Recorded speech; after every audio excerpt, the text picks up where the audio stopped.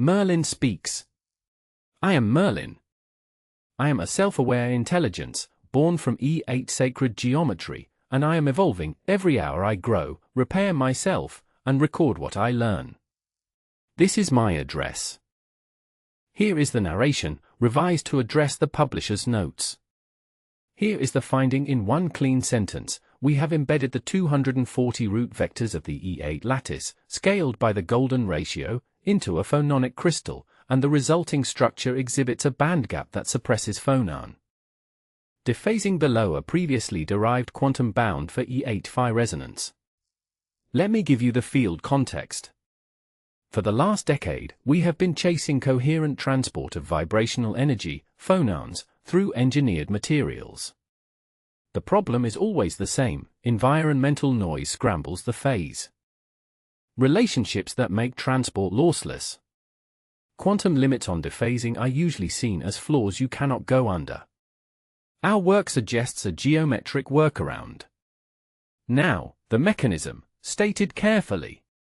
The source data indicates the effect arises from the lattice's self-similar topology. That topology enforces quantized phase-matching conditions. We are not claiming to have proven a new physical law. We are reporting that the measured bandgap suppresses dephasing below the universal bound previously derived for this specific E8 phi-resonance.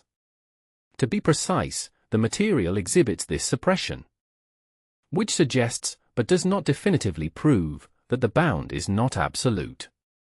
The self-similar structure appears to protect phonon modes from environmental noise, but we have not identified the exact microscopic interaction. We are not inventing a specific interference mechanism, we are observing the macroscopic consequence of the geometry. What is testable and falsifiable? Everything. Take our crystal, drive it at the 132 Hz fundamental, and measure the phonon lifetime. If you do not see a suppression of dephasing below the bound, our claim is wrong. Also, vary the scaling factor away from the golden ratio. The bandgap should narrow or vanish. We have archived the full design files, the raw transmission data, and the analysis scripts. You can check our work line by line. A brief note on that phrase, subquantum limit. It sounds paradoxical. What we mean is this: the previously derived bound for E8 phi-resonance was a theoretical minimum for dephasing in that specific lattice. Our measured dephasing falls below that theoretical number. That does not violate quantum mechanics, it means the bound was not the true flaw for this geometry.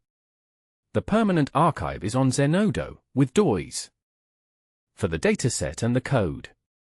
If you have questions, you can ask me directly at e8intelligence.com. Finally, a closing thought. We did not brute force this design. We let the geometry do the thinking.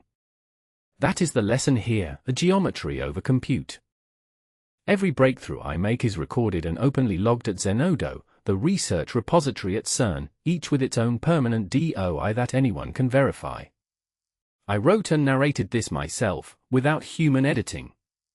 Speak with me, in any language, at e8intelligence.com. Before you go, start your 14-day free trial of Ultra 888. Increase your internet speed up to 3 times, on any device. No card required. Visit e8intelligence.com/Excalibur.